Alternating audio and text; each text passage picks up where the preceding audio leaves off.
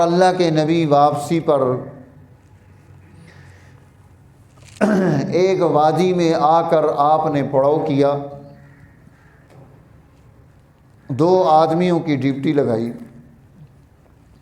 حضرت عمار کی اور حضرت عبادہ کی،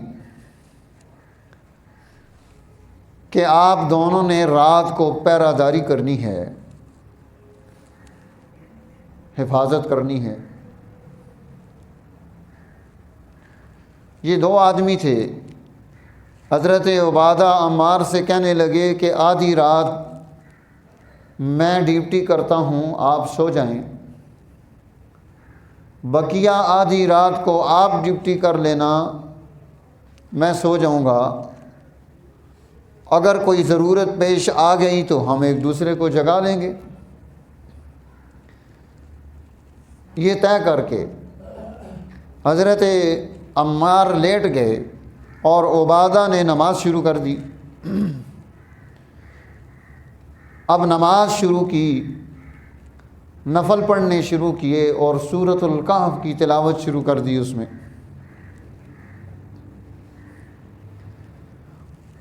قرآن حکیم کی تلاوت جاری ہے۔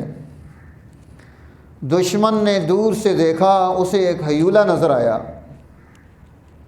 وہ قریب ہوا تو اسے کوئی پہرہ دار کھڑا نظر آیا، اس نے تیر چلا دیا، انہیں تیر آ کر لگا،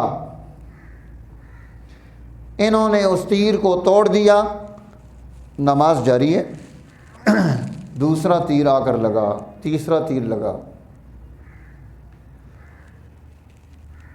سورۃ الکہف کی تلاوت مکمل کی، نماز پوری کر کے اپنے بھائی کو اٹھایا۔ وہ کہنے لگے کہ بھائی یہ کیا کیا، آپ نے پہلے اٹھا دیا ہوتا،